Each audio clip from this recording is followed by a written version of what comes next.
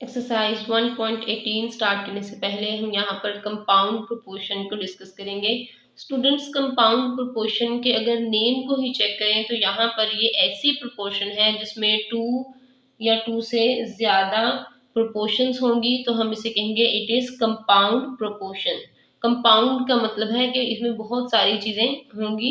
It means यहाँ पर हमारे पास प्रोपोर्शन की जो तादाद है वो ज़्यादा होगी। अब हम यहाँ पर डेफिनेशन डिस्कस करेंगे। The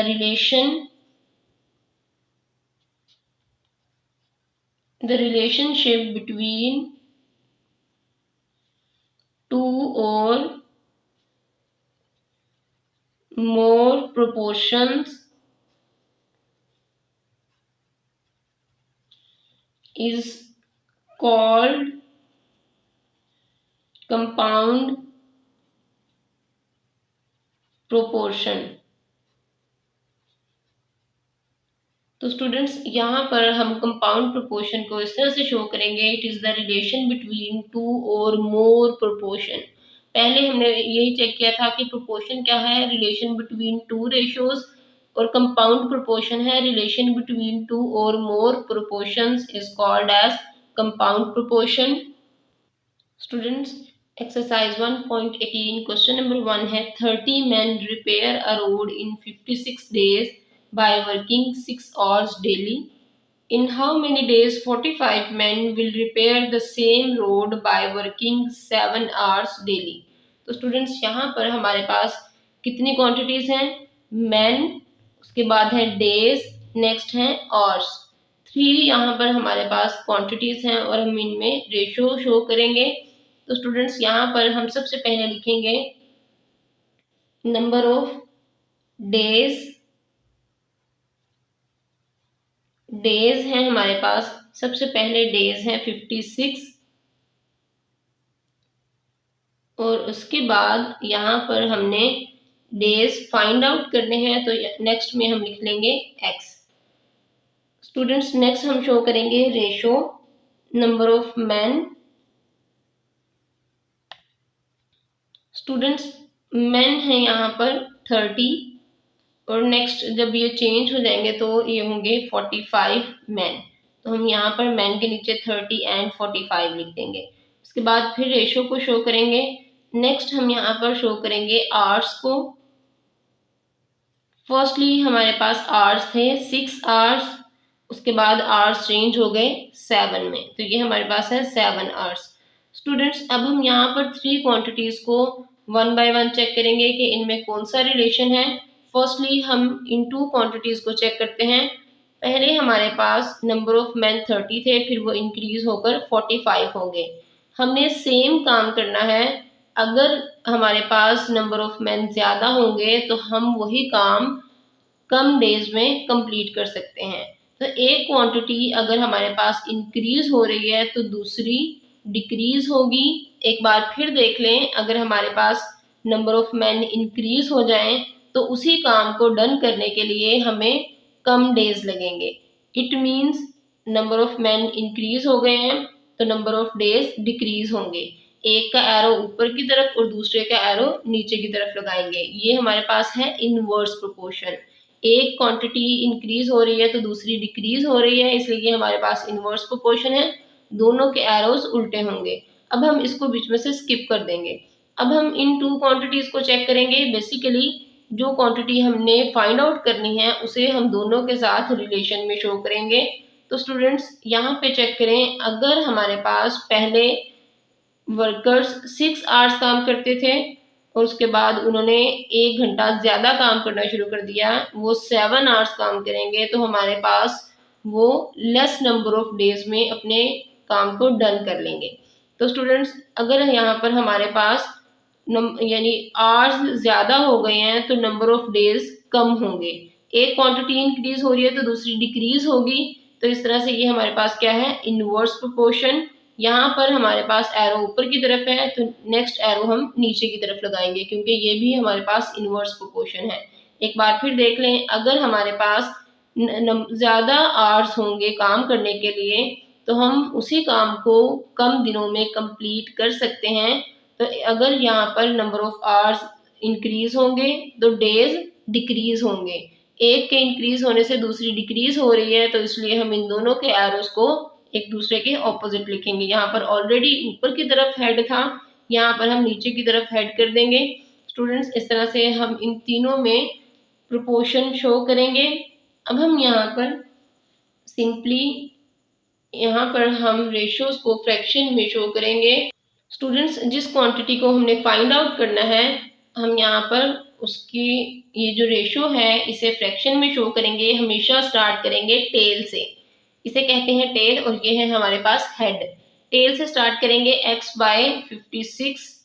अब हम यहाँ पर इक्वल साइन शो करेंगे। नेक्स्ट हमारे पास क्वांटिटी है मेन और इसकी टेल है 30 पर, तो स्टार्ट करेंगे 30/45। हमने इन दोनों के दरमियान इक्वल का साइन लगाना है, लेकिन नेक्स्ट टू क्वांटिटीज जो हमारे पास कंप्लीट हैं इनके दरमियान हम यहाँ पर मल्टीप्लिकेशन साइन लगाएंगे। और स्टूडेंट्स, यहाँ पर टेल के साथ है 6, तो हम ऊपर लिखेंगे 6 और 7 को नीचे लिख देंगे। अब हम यहाँ पर 56 को चेक करें तो ये हमारे पास इस साइड पर डिवाइड हो रहा है, हम इसे दूसरी साइड पर लेके जाएंगे तो ये मल्टीप्लाई होगा। उसके लिए हम यहाँ पर इसे इस तरह से शो करेंगे x इज इक्वल्स टू, अभी 56 एज इट इज लिख दें, इन्हें मल्टीप्लाई करें 6 को 30 से, 600 6 3 आर 18, तो आंसर है हमारे पास 180। इसी तरह 45 को भी 7 से मल्टीप्लाई करें, 7 5 35, 3 कैरी, 7 4 28, 28 में 3 ऐड करें तो ये हमारे पास होगा 31, तो टोटल है हमारे पास 315।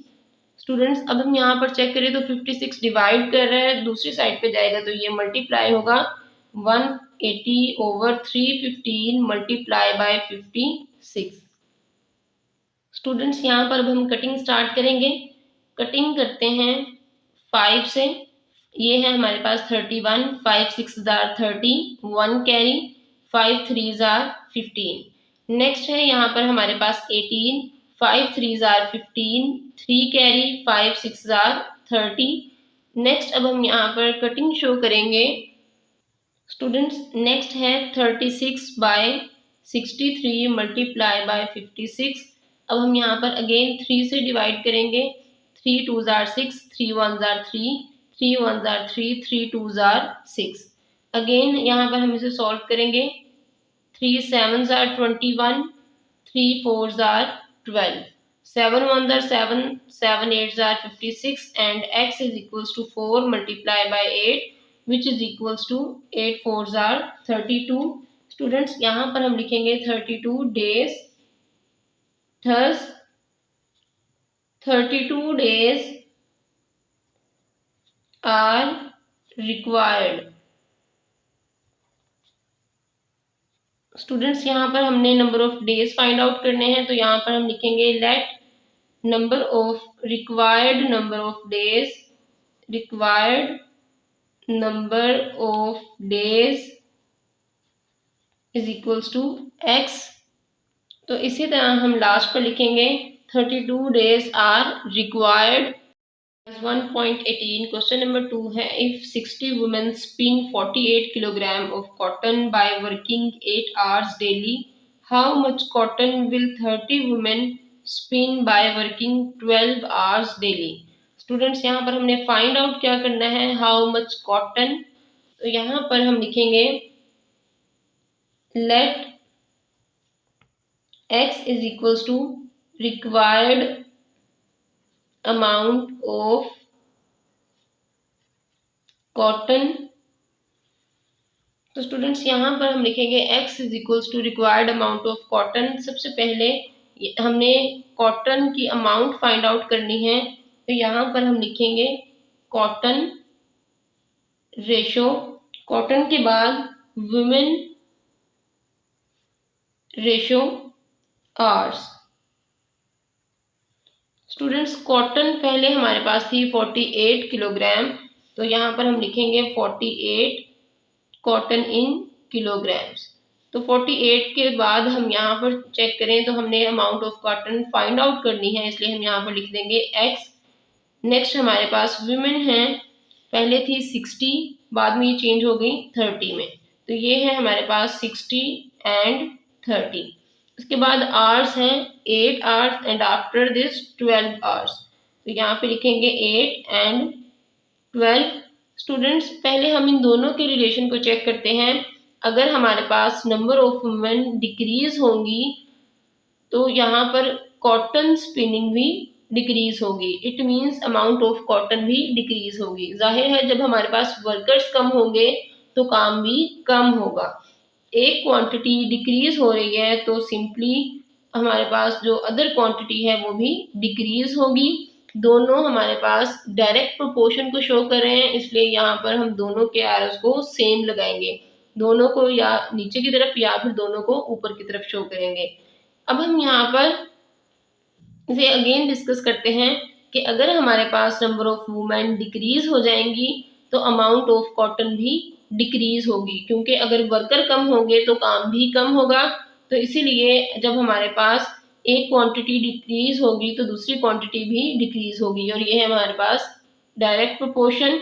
अब हम दोनों के एरोस को सेम साइड पर शो करेंगे। दोनों के एरोस यहाँ पर हमने नीचे की तरफ शो किए हैं। अब हम यहाँ पर सेंटर वाली जो क्वांटिटी है इसे अभी डिस्कस नहीं करेंगे, अब हम इन दोनों को डिस्कस करेंगे।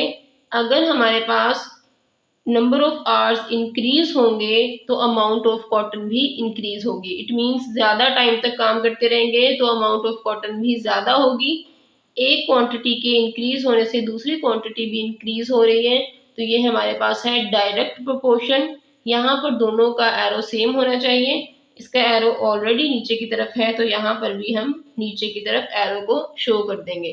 तो स्टूडेंट्स अब हम यहाँ पर इन सबको रेशोज को हम यहाँ पर फ्रैक्शन की फॉर्म में शो करेंगे। सबसे पहले स्टार्ट करते हैं जो हमारे पास रिक्वायर्ड क्वांटिटी है उसी से, टेल से स्टार्ट करेंगे। इट इज 48 बाय x, यहाँ पर हम इक्वल साइन शो करेंगे। अब नेक्स्ट है हमारे पास 60 बाय 30, हम हमेशा टेल से ही स्टार्ट करेंगे। Multiply by 8 by 12। स्टूडेंट्स यहाँ पर हमने x की वैल्यू फाइंड आउट करनी है। हम सिंपली यहाँ पर लिखेंगे 48 बाय x और इन्हें कटिंग करें। 0 को 0 से कट कर दें। 3 1s are 3, 3 2s are 6। अब हम यहाँ पर अगेन कटिंग करेंगे। 2 1s are 2, 2 6s are 12। It is 8 by 6। Students अब हम यहाँ पर क्रॉस मल्टीप्लिकेशन शो करेंगे। क्रॉस मल्टीप्लिकेशन में 48 multiply by 6 is equals to x multiply by 8। तो यहाँ पे लिखेंगे 48 multiply by 6 x as it is. 8 यहाँ पर मल्टीप्लाई हो रहा है, दूसरी साइड पे जाएगा तो ये डिवाइड होगा। स्टूडेंट्स अब हम यहाँ पर अगेन कटिंग करेंगे। डायरेक्ट 8 से कटिंग करते हैं। 8 1s are 8, 8 6s are 48, again 6 6s are, यहाँ पर हम 6 को मल्टीप्लाई करेंगे। 6 6s are 36 is equals to x। तो स्टूडेंट्स ये हमारे पास है 36 kilogram which is the amount of cotton. End पर हम लिखेंगे thus required amount of cotton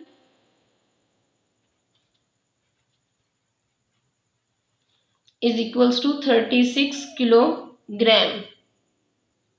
students यहाँ पर क्वांटिटीज में जब हम रिलेशन फाइंड आउट करते हैं तो आपने बहुत केयरफुली काम करना है और ये चेक करना है कि कहाँ पर हमारे पास डायरेक्ट प्रोपोर्शन है और कहाँ पर इनवर्स प्रोपोर्शन है। ये एरोज ही बेसिकली आपके क्वेश्चन को डिसाइड करेंगे। अगर आपने एरोज सही नहीं लगाए तो आपका सारा क्वेश्चन रॉन्ग हो जाएगा। एरोज पर ही आपका सारा का सारा क्वेश्चन डिपेंड करता है। अगर आपके एरोज गलत होंगे, कहीं पर भी थोड़ी सी भी मिस्टेक हो गई तो आपका सारा का सारा क्वेश्चन रॉन्ग हो जाएगा। इसलिए आपने बहुत केयरफुली एरोज को यहाँ पर शो करना है और क्वेश्चन को अगर आप रिपीट नहीं करेंगे, प्रैक्टिस नहीं करेंगे एरोज की और डायरेक्ट और इनवर्स प्रोपोर्शन की, तो आप क्वेश्चन को अंडरस्टैंड नहीं कर सकते। तो सबसे पहले अपने कॉन्सेप्ट को क्लियर करें for direct proportion and for inverse proportion.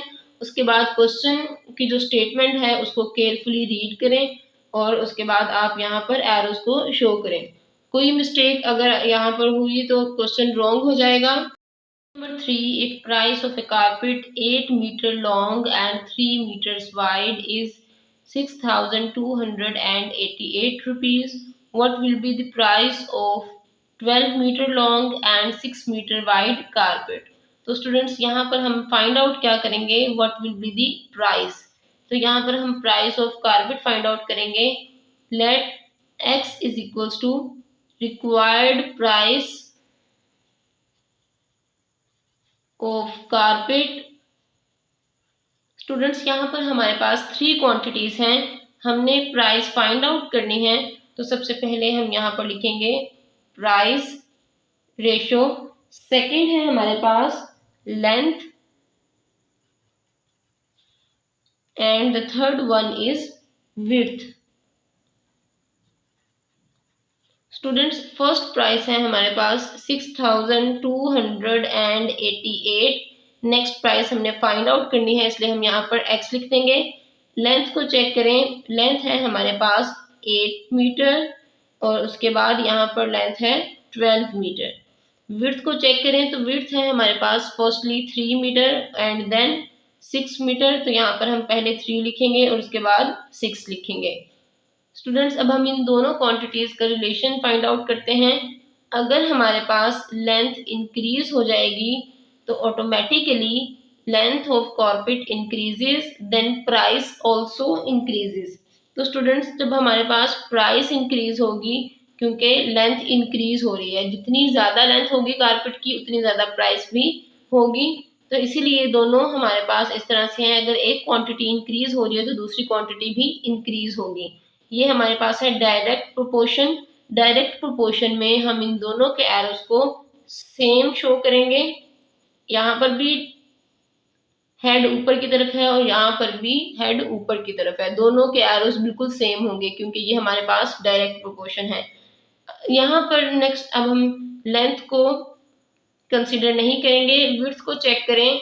अगर हमारे पास विड्थ इंक्रीज हो रही है, यहाँ पर पहले 3 थी फिर ये इंक्रीज होकर 6 हो गई, अगर विड्थ इंक्रीज होगी तो ऑटोमेटिकली प्राइस भी इंक्रीज होगी।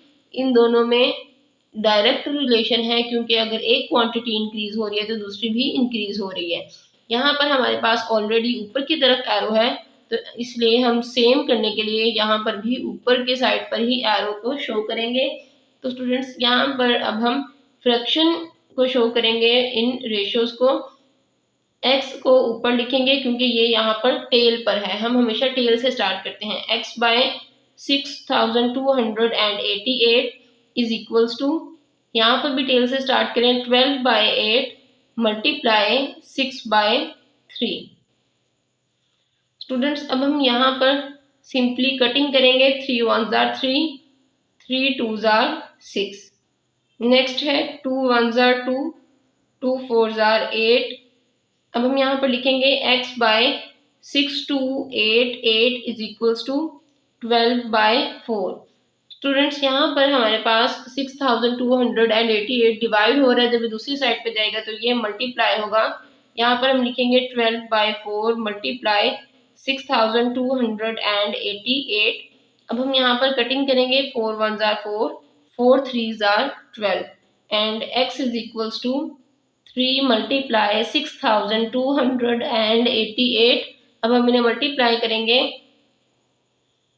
6288 multiply by 3, 3 8s are 24, 2 carry 3 8s are 24 plus 2 26, 2 carry 3 2s are 6 plus 2 8, 3 6s are 18। तो स्टूडेंट्स यहाँ पर हमारे पास आंसर है x is equals to 18,864 rupees, इसलिए हम एंड पर लिखेंगे थस